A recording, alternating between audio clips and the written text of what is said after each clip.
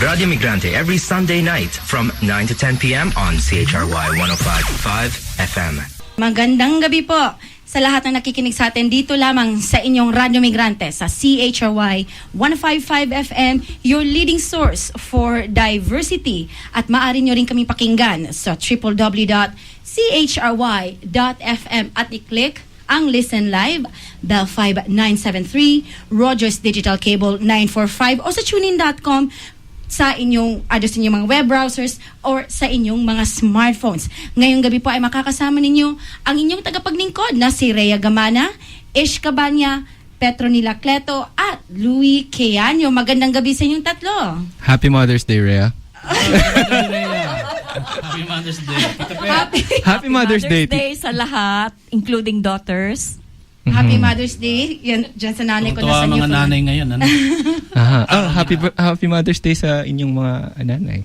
Oo nga. Yeah, kay tita, nasa Newfoundland, di ba? Yes, Vilma Abraham Tarrant is now in Newfoundland.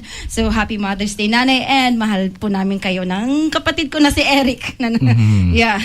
So, ngayong gabi po sa Radyo Migrante, pag-uusapan natin ang mga kalagayan ng mga migranteng Pilipino sa loob at labas ng bansa. At siguro, malilink natin ito sa nangyaring pirmahan ng charter change nung pumunta si US President Barack Obama sa Pilipinas. So makakasama at ano nga ba yung implications or ito ba ay para sa mga migranteng Pilipino at sa mga pamilya ng mga migranteng Pilipino sa loob at labas ng bansa. At makakausap natin live via phone patch mula po sa Pilipinas ay si Sol Pillas, spokesperson ng Migrante International. So bago tayo pumunta doon sa ating interview, news and information muna tayo.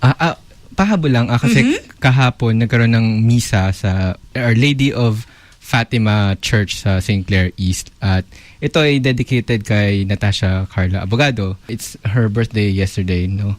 She should have been 19 years old had she not been killed through a vehicle accident with an unmarked police vehicle. So, regards din sa kanyang family. Isang pagbati at patuloy na pakikiramay sa pamilya ng mga abogado. Okay, so for our headlines, Tita Pet? 2 diplomats wanted for human trafficking returned to the Philippines.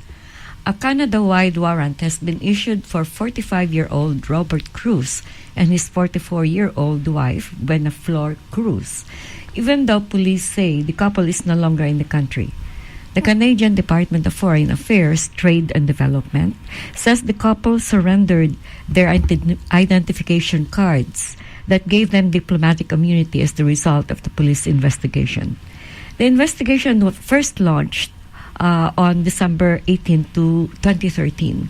Police say that is when the woman first came forward to say she had been exploited for financial and material benefit since 2009. The alleged victim entered the country legally and worked for the couple as a nanny in their Ottawa home. Police say the victim is still in Canada and has been relocated somewhere safe. Okay, at ang second news natin ay isa pong audio clip at ating pakikinggan ngayon. Nagrally ang may 100 mga skilled workers sa tanggapan ng POEA dahil sa pag-hold daw sa kanila ng ahensya upang makapagtrabaho sa Amerika. Sila ay mga katrabaho ng 3 Pilipinong namatay dahil sa pagsabog sa isang offshore oil rig sa Gulf of Mexico noong November 2012. Simula rin kasi nangyari ang insidente, lahat sila na nagtatrabaho doon ay hindi na pinabalik sa Amerika sa dahilang suspended ang kanilang employer. Dahil naman nila na handa silang maghintay, kaso lamang mahigit 1 taon na ang lumipas, naipon na sila rito. Ang mga pamilya nila ay nahihirapan na rin.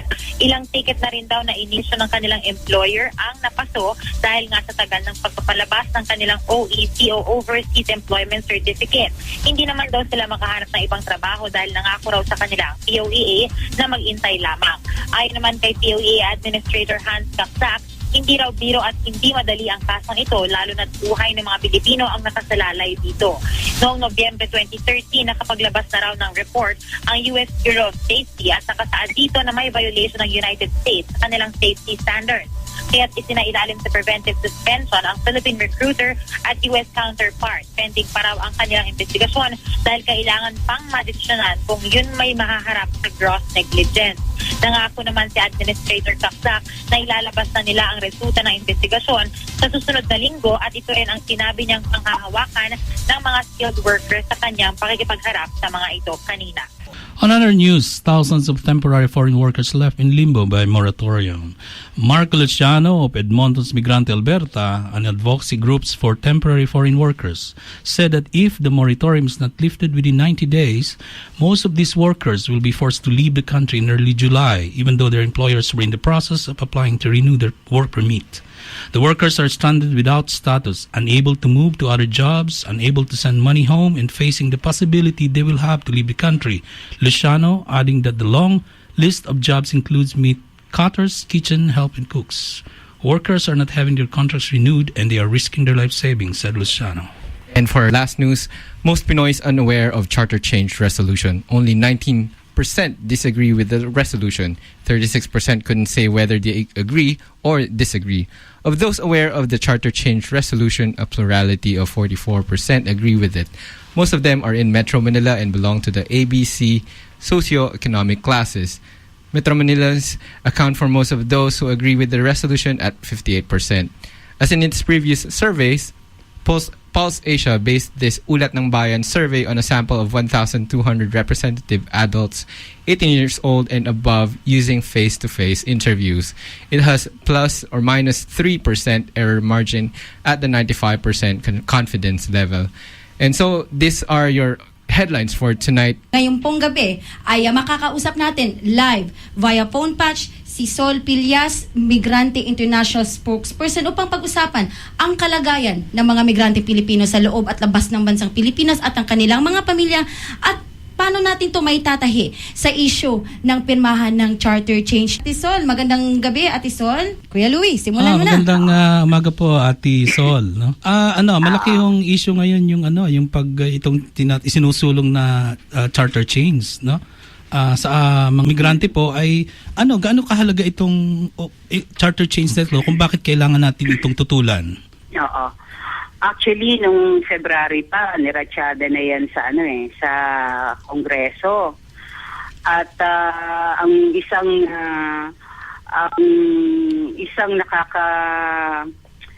nakakatuwang nakakainis ay yung pinag-uusapan yan sa Kongreso na kung saan ay sinasabi o niraratsada yan doon at sinasabi ni Pinoy na wala siyang kinalaman doon. Pero ang nasa likod niyan ay ang mga malalaking negosyante sa Pilipinas. Kaya nakita natin na yung charter change ay talagang malaki ang epekto o magiging epekto sa mga migranteng Pilipino. Dahil ang pangunahing pinag-uusapan nila dyan ay kung papaano makokontrol ng mga dayuhang kapitalista ang ekonomiya ng bansang Pilipinas. Doon sa charter change kasi, wala silang babaguhin doon na kahit anong article, pero ang lalagyan lang nila ng clause na quote-unquote ito na unless otherwise provided by law.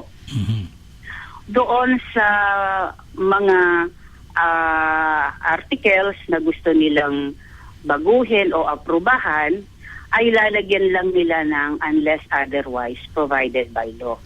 Hindi siya yung parang gusto nilang baguhin. Like halimbawa sa economic provision, yung doon sa tinatawag na Foreign Investment Act, yung 60-40. 60%, di ba, doon sa 1987 Philippine Constitution, pinangahawakan pa rin natin yon.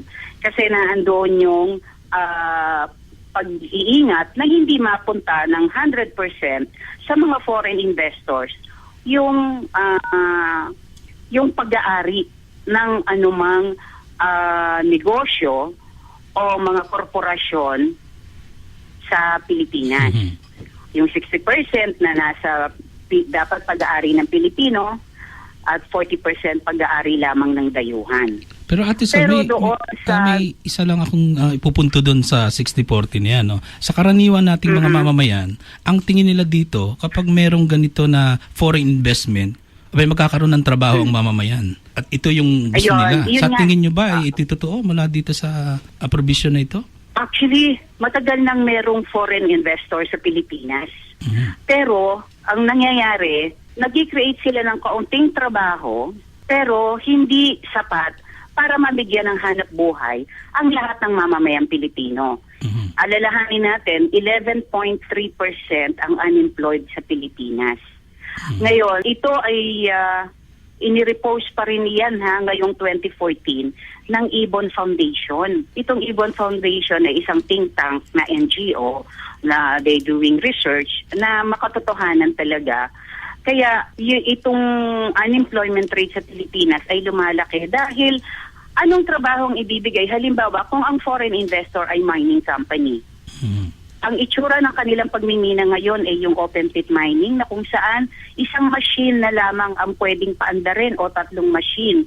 Kapalit nung yung traditional na foreign na mining system na kut-kut-kut-kut lang, di ba? Tapos maraming manggagawa talaga. Iyon ang maraming manggagawa talaga noon ng mga minero.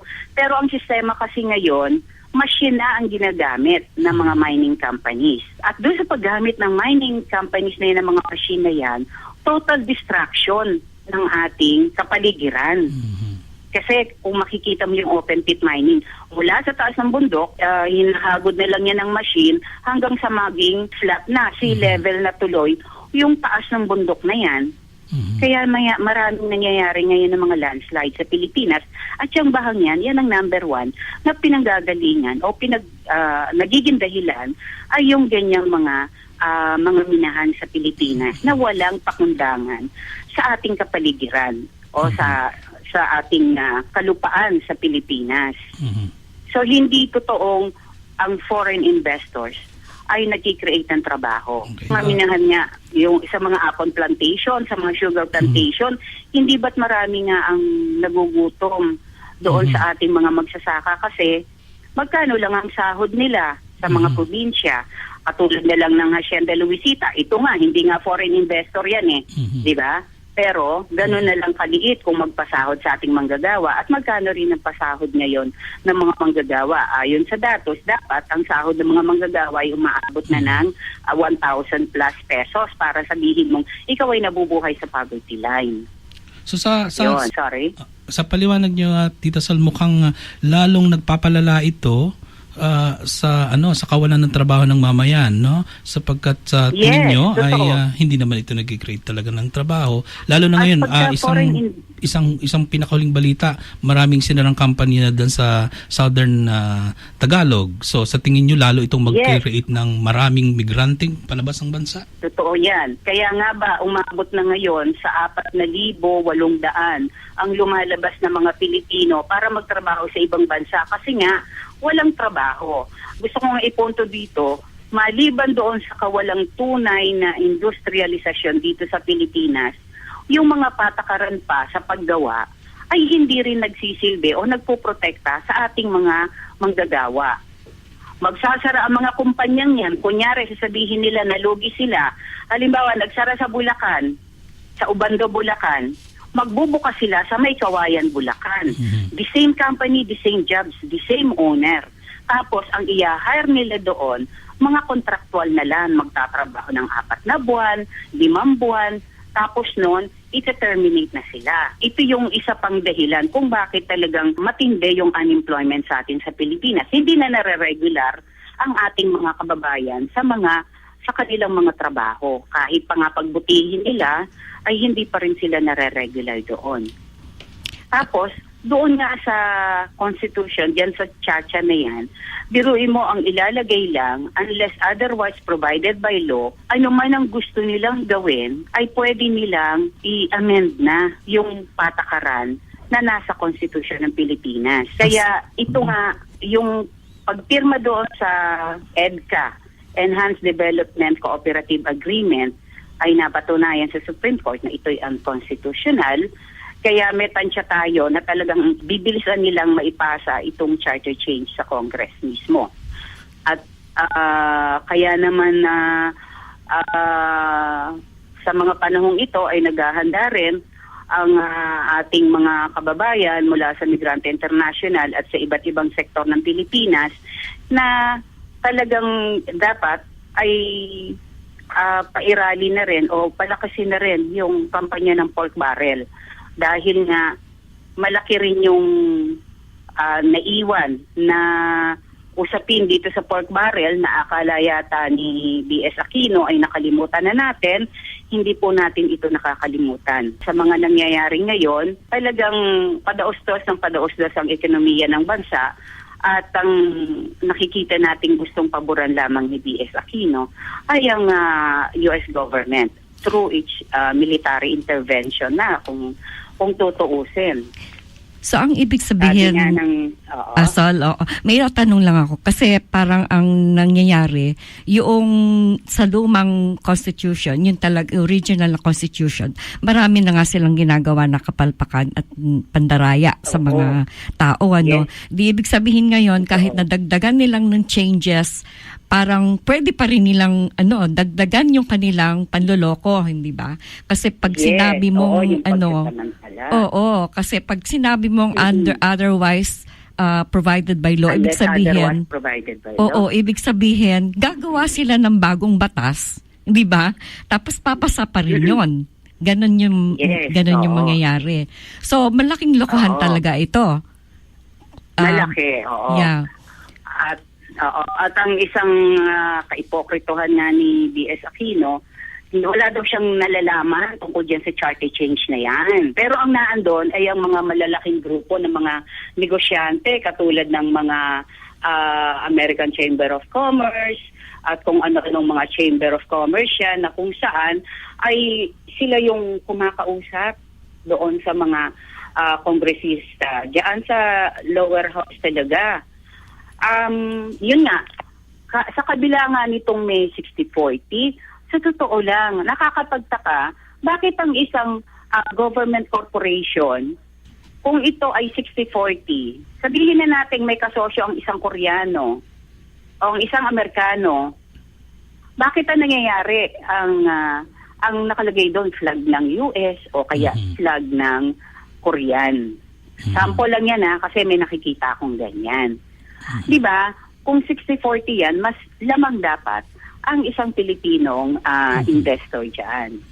Pero although, kaya sa kabila ng ganito, alam na natin, totoo ka, marami nang nangyayaring lokohan. Kaya kung hahayaan pa natin yung charter change o yung konstitusyon ng Pilipinas ay mabago, ang sumatital, anong epekto nito? Total sell-out ng ating pambansang patrimonya, at yung pagkawalang respeto na sa ating soberenya. Kasi pwede nang magmay-ari ang lahat ng sino mang dayuhan na magmay-ari ng mula sa commercial lot hanggang sa mga personal lot. Sa lupa na lang, alam mo yon, sa mga lupain, malaki na nga ang idinulot ng mga land conversion na yan dahil nga ibinebenta na sa mga private investors yung ating mga kalupaan. Yung mga lupa ng mga magsasaka na dapat sana'y sinusuportahan ng gobyerno ay ibinebenta na lamang nila, ginagawang memorial lot, ginagawang golf course, di ba? Ang danger nito? Sa ating yung mga kababayan, bakit sila lumabas ng bansa? Napilitan sila lumabas ng bansa kasi gusto nilang pag-aralin ang kanilang mga anak, di ba? Gusto nilang makaipon para makabili man lang ng sariling bahay at lupa. Ay kung ang ating mga kalupaan sa Pilipinas ay binili na ng mga foreign investor, ano pa ang lupang dadatnan mo? Ate Sol, may ibibili ka nga, wala ka nang lupang mabibili kasi nakuha na ng mga foreign investors. Kasi sila ang may pera, sila ang mabilis na makakabili ng mga lupain na yan. Ate Sol, bukod dun sa Foreign Investment Act na sinasabi na isa sa mga issues sa charter chains, ano naman ang masasabi niyo doon sa privatization of public utilities na nandun din sa Chacha? Ito ba ay may malakad ding apekto sa ating mamamayan at sa migrante in particular, no? Oo. Matagal nang nararamdaman ang napakabigat na epekto ng privatization. Katulad na lang ng singilin sa kuryente. Matagal ng panahon na hindi na yan nabawi ng gobyerno ng Pilipinas sa mga Lopez. At hindi pa natin alam kung sino pang mga kasosyo nila. I'm sure maraming mga kasosyo pa dyan. Yan na lang, katulad na lang sa usapin ng kuryente. Anytime private na nga yan, gumawa pa ng ITIRA na kung saan ay binibigyan ng kalayaan ang Meralco na magtaas ng kanyang singil nang hindi naman din nire-revisa ng Energy Commission. At dahil doon, yung ating mga kababayan ang nagtitiis ngayon na magtipid. Diba? Dahil mataas ang singilin sa kuryente, magtitipid ka ngayon. Kung ang ginagamit ng isang pamilya ay isang ventilador na lamang, magtitiis na lang talaga sila doon. Kahit may pambili sana sila ng ventilador pa, magtitiis na lang sila na isa na lang kasi nga, hindi na nila mababayaran ng electric bill sa susunod na buwan. At buwan-buwan tumataas ang electric bill. At maraming salamat na lamang doon sa ating mga representative ng Bayan Muna, yung Makabayan Block na yan, dahil sila ang masugid na kasama ng taong bayan para magsampa ng paulit-ulit na petisyon para hindi ituloy ng Meralco ang pagtaas ng singilin sa kuryente. At marapat din lang naman talaga na yung ITIRA ay ibasura na dahil hindi naman siya din nagsisilbi sa mga consumers. Nagsisilbi lang siya sa Meralco mismo. Kaya privatization ng hospital, ang ating mga kababayan, katulad niyan, yung privatization mismo ng kaisa-isang ospital sa Buto. Ano nga yung ospital na yon na kung saan yung orthopedic, nariyan ang pinaka mahuhusay ng mga doktor sa Buto. Kung iyan ay ipapatupad nila, kung iyan ay gagawin ng privatize, hindi na makakapasok dyan ang pangkaraniwang mamamayan para magpagamot agad-agad. Kasi, alam mo naman ng private, iisipin kaagad nila yung tubo. Kaya pagpasok mo dyan, dapat meron ka munang deposit na pera. Ay saan kukuha ang isang mamamayan? 99% ng mamamayang Pilipino ay mahirap. Ang Ate Sol, sahod, kung ikay nagtatrabaho. Yes. Ate Sol, bakit sa tingin nyo ay palagi na lang isinusulong itong Chacha? Kung hindi tayo nagkakamali, isinulong ito sa panahon ni Gloria, isinulong din doon sa ibang mga nagkaraang administrasyon. Bakit hanggang ngayon, tuloy-tuloy nila itong isinusulong, samantabang tuloy-tuloy din naman natin itong tinututulan? At sa tingin nyo ba, kapag tinututulan natin, sa tingin nyo, mayroon tayong mapipigilan ulito ng mamamayan? May ganansya? Paano niya nakikita niyo tungkol dito? Oo. Malaki ang ganansya ng mga mamamayang Pilipino doon sa mahigpit na pagtutol ng mga progresibo at militanteng organisasyon o grupo sa Pilipinas. Katulad ng mga organisasyon na nasa ilalim ng bagong alyansang Makabayan na kung saan ay tayo naman yung pangunahin talagang nariyan sa kalsada at sumisigaw na tutulan ang mga bagay na ito dahil alam natin ang mga miyembro nito ay sila mismo yung nakakadama niyan. At yung mga kahirapan na dulot ng privatization. Kaya yung sinabi mong bakit sa kabila ng pagtutulong mamamayan ay ginagawa pa rin yan, sa totoo lang, eto nga ang Pilipinas ay semi-colony ng di ba nga, dahil ang Pilipinas ay isang malakolonyal at malapidal na lipunan at hindi pa rin yan nababago. Ang mga patakarang sinusulong ng Pilipinas ay nakadikit pa rin doon sa pinirmahan nila noon ng between United States of America and the Philippines. At hanggang ngayon ay hindi pa yan natatanggal. Sabi nga ng Ibon Foundation, ang 21st century neo-colony ay nasa tahasang military agreements, military aid, economic policies, law enforcement, elections, judicial reform, local governance, at free press daw kuno. Pero syempre, pag sinabi mong free press, hindi nakukuha ang mga balita ng mga progresibong mamamayan o organisasyon dito sa Pilipinas. Lahat ng mga issue na gusto nating ikalat o iparating sa ating mga kababayan ay tinatakpan mismo ng media. Iyan ay nangyayari na. At ang pag sinabi mong ito ay 21st century, ay ito yung bagong tipo ng pangungulo niya sa Pilipinas. At ito'y nangyayari na. Kaya nga mabilis na pinirmahan ng EDCA, akala nila'y makakalusot sila, mabuti na lamang.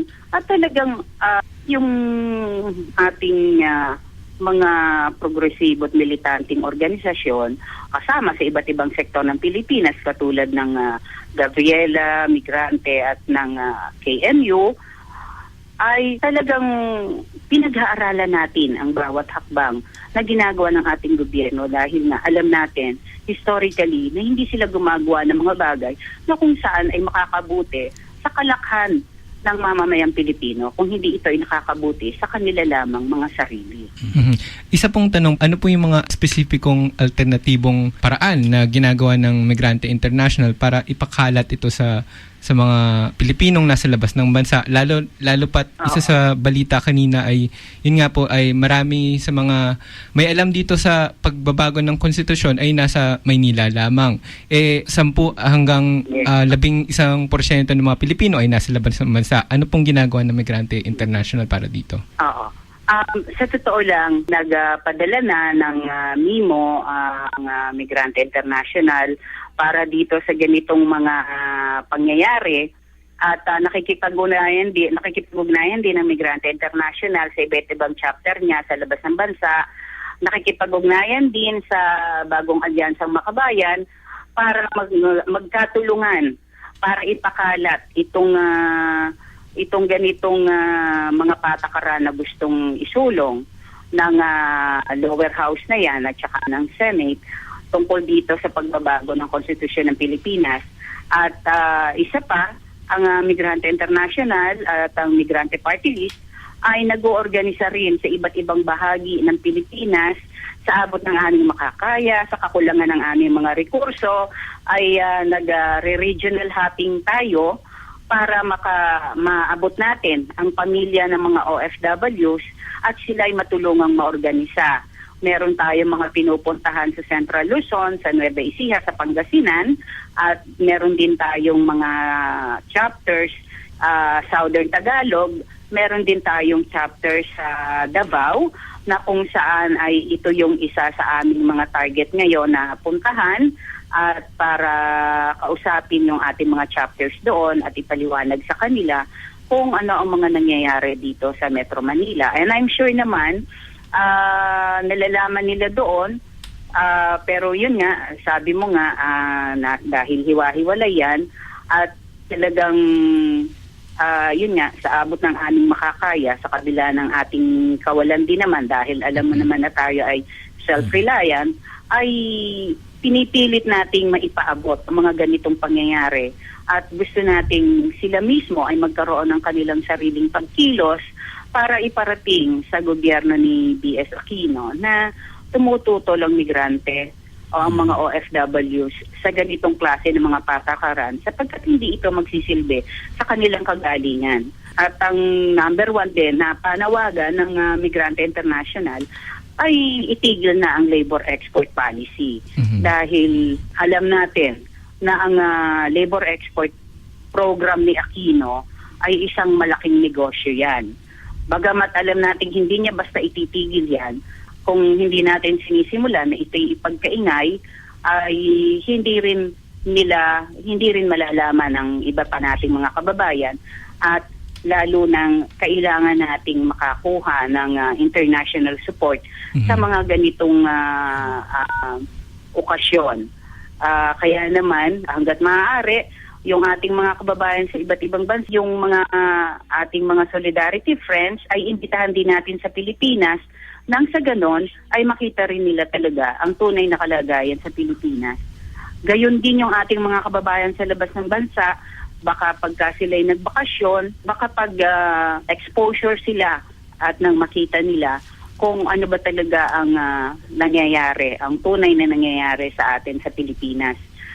Ako kasi sa tagal ko sa Hong Kong, 28 years ako doon, bagamat alam natin yan, conscious tayo sa mga nangyayari, iba pa rin talaga kung nakikita ng dalawang mata natin. Doon mo talaga makikita kung gaano kapasista ang administrasyon ni B.S. Aquino. Kahit sa kanay na mga nagrarally lang sa kalsada, banners and placards lang ang dala namin. Siguro naman nakita ninyo na kung paano kami binomba ng tubig, 3 truck ng bombero ang ginamit sa ating mga kababayan noong April 29. Pero hindi tayo natinag. Paano po makukontak ng mga tao, mga nakikinig ang Migrante International? Okay, ang Migrante International po ay pwede nyo nilang kontakin through my cellphone number 0922-909-2792.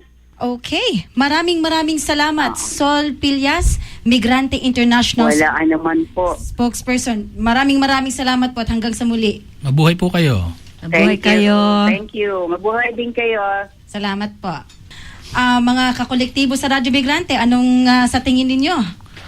Ako muna, no? Oh, sige, Doon mauna kayo. sa diskusyon ng with the soul, no? Lalong tumibay yung paniniwala natin na ang kahirapan sa Pilipinas tuloy-tuloy. At pag tuloy-tuloy ang kahirapan sa Pilipinas, tuloy-tuloy din ang paghahanap ng mga kababayan natin ng mapagkakakitaan. At dito pumapasok yung yung labor export policy ng gobyerno, ano? So dahil mahal ang bilihin, may mga privatization na, tumataas ang kuryente, meron ng Foreign Investment Act 60-40 na. So maraming nawawalan ng trabaho, at pag maraming nawawalan ng trabaho, marami din ang nagpaplano na lumabas ng bansa. At ito ay dala ng kahirapan sa bayang ito. At itong tiyatsa na ito, hindi ito sa aking tingin, sa base sa diskusyon talaga. At kahit sa mga naunang tiyatsa, hindi naman talaga ito nagsilbi sa mamamayan, kundi nagpahirap pa. 11% unemployment, pero yung kamantak ang laki-laki no? Nung nandun ako, parang 7% lang eh. Ngayon, 11% na. Sa akin naman, ang nakikita ko doon yung pagdating pa ni Barack Obama, ni President Obama, parang parang nagbigay siya ng blessing doon sa kanilang ginagawang tsa-tsa na changes. So dito natin makikita, malaki talaga yung papel ng mga dayuhan sa ekonomiya natin. At sa akin naman, hindi dapat charter change ang pinag-usapan natin o hindi pagbabago ng konstitusyon. Ang pagbabago dapat yung panlipunang pagbabago sa ekonomiya, unang-una pa lang kung paano magiging maunlad yung mga industriya, pangunahin na yung mga serbisyo para sa mga mamamayan, yung kung paano yung agrikultura, yung pabahay at ibang mga pangunahing serbisyo para sa mga mamamayan. So, ang tanong dyan ay para kanino itong charter change? Para ba sa mamamayan? Para sa mga mambabatas? Para sa US? Para kanino? Siguro ito ay magandang mapag-usapan lalo na sa mga komunidad, sa mga grupo, sa mga estudyante, sa bahay.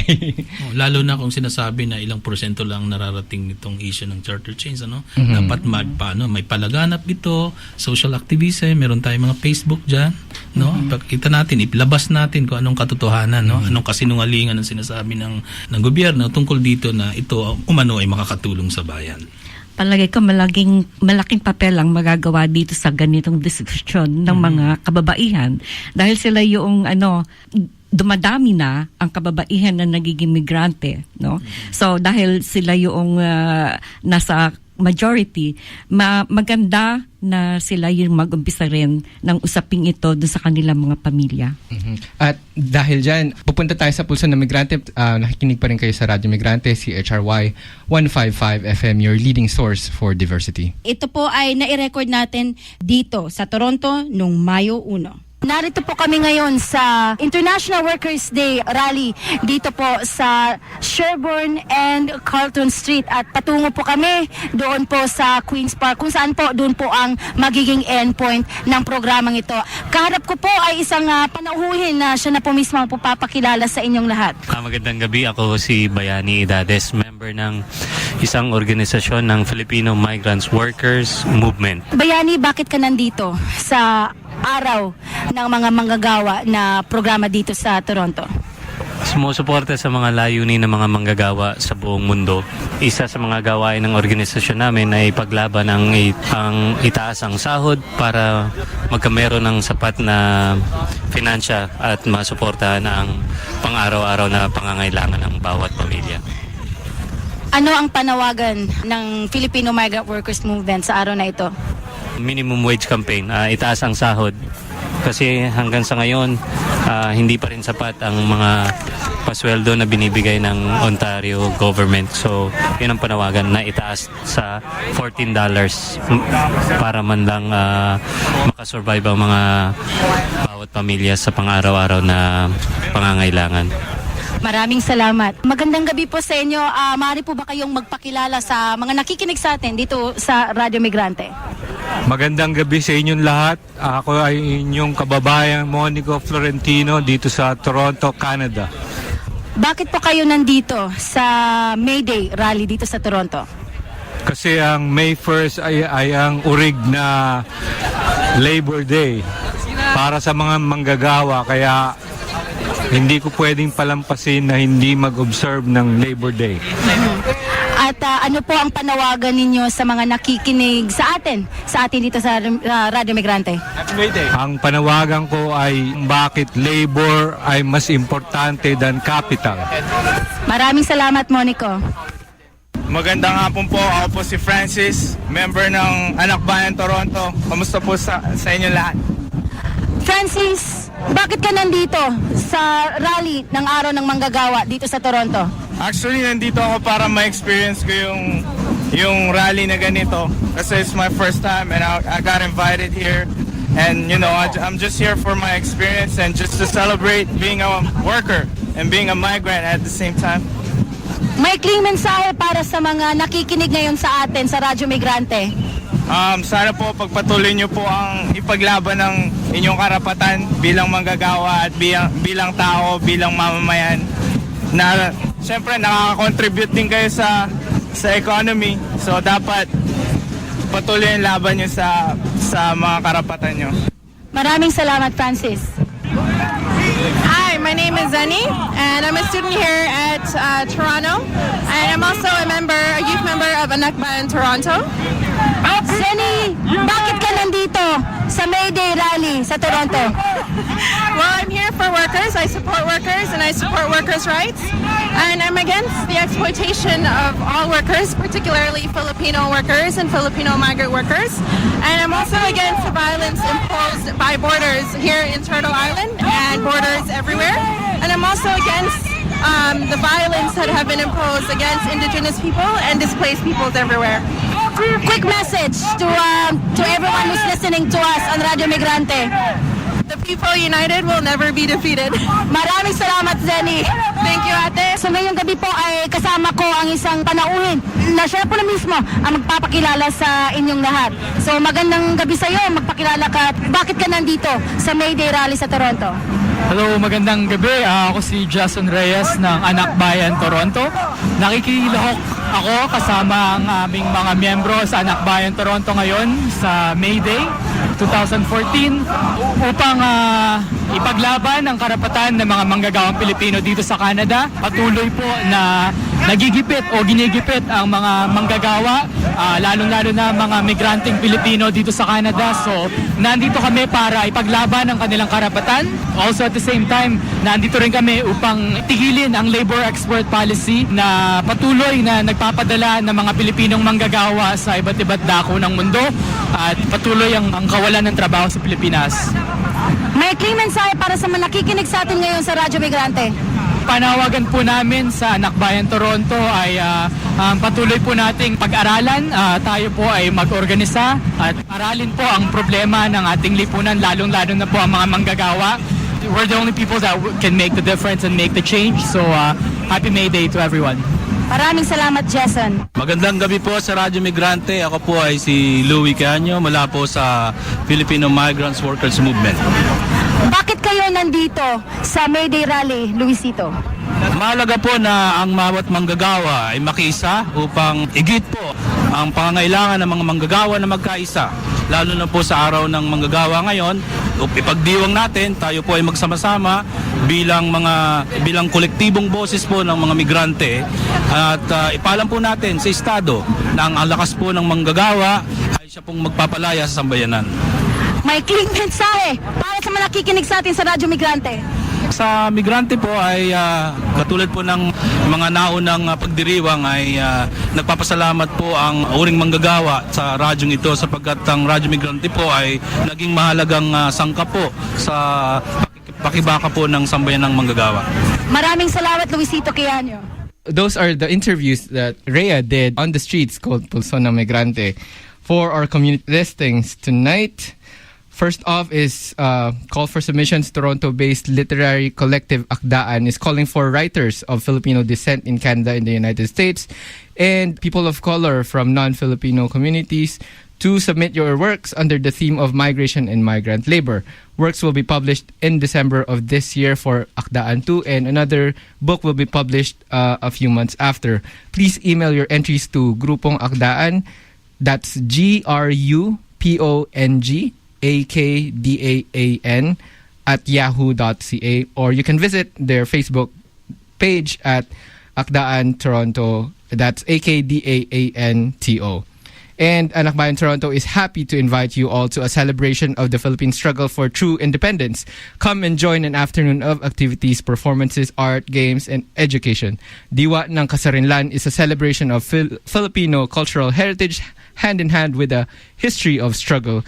That's on July 19th, Saturday at 1 to 4 p.m. Ryerson University Student Campus Center, 55 Gold Street, Toronto. And for more info, you can visit Anak Bayan Toronto's website, anakbayanto.org, or email anakbayan.toronto@gmail.com. And on May 14th, this Wednesday, join a rally for fairness for young workers and test your survival skills in course featuring the tuition fee high jump, the race to pay rent, the unpaid bills balancing act, the child care juggle, and more. Sounds exciting, huh? Join young workers, students, parents, teachers, and others to demand a $14 minimum wage campaign and decent jobs for all workers on May 14th, Wednesday, at College and University Northwest Corner here at Toronto, lunchtime from 12 to 1 p.m. At dyan po nagtatapos ang ating programa ngayong araw ng Linggo. Happy Mother's Day po muli sa lahat ng mga ina sa buong mundo. Sa lahat ng mga kababaihan, Happy Mother's Day. Maraming salamat, Ate Maru, for connecting us with Ate Sol. Maraming salamat, Ate Maru. Sa kolektibo pala na naratibo sa Pilipinas, maraming salamat at tuloy-tuloy yung trabaho niyo sa workshop sa kwento.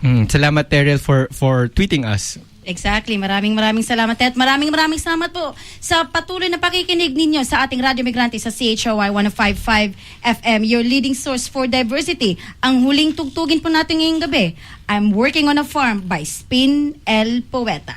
Magandang gabi po sa ating lahat. Yo. For all our migrant workers, people got it twisted. Thinking they're coming here to make a lot more money than they actually are. I'm working on a farm 24/7. 8 months out the year I said I'm working on a farm. Thought it would be heaven, but it's hell over here. I said I'm working on a farm, but my wife and kids ain't here. I'm working on a farm 24/7. 8 months out the year I said I'm working on a farm. Thought it would be heaven, but it's hell over here. I said I'm working on a farm, but my wife and kids ain't here. Imagine the country you lived in had been torn apart by war. Plundered and pillaged and kicked in by governments near and far. Most of the politicians were crooks with ties to drug dealers and all. You couldn't make a living without paying taxes to the mob, or in my case, it's the maras. Minimum wages, hours, work for $1, not dollars in an hour. Yo vivo in Guatemala, my country's gone to hell. Drug cartels got all the power, laying flowers for the dead every hour. In comes this gringo, this white man in a suit. Hi, buddy. Selling us this pipe dream, making money, picking fruit. Working north of the U.S. border, hitting quotas, earning dollars. My own sleeping quarters will be arranged by the employer. There has to be a catch. Yo gringo, what's the catch? Yeah, well, you'll be away for 8 months and you'll be working on a farm with pesticides and such. But your consulate will be there to protect you from any harm. Bueno, nos? All you gotta do is stay warm. I'm working on a farm 24/7. 8 months out the year, I said I'm working on a farm. Thought it would be heaven, but it's hell over here. I said I'm working on a farm, but my wife and kids ain't here. I'm working on a farm 24/7. 8 months out the year, I said I'm working on a farm. Thought it would be heaven, but it's hell over here. I said I'm working on a farm, but my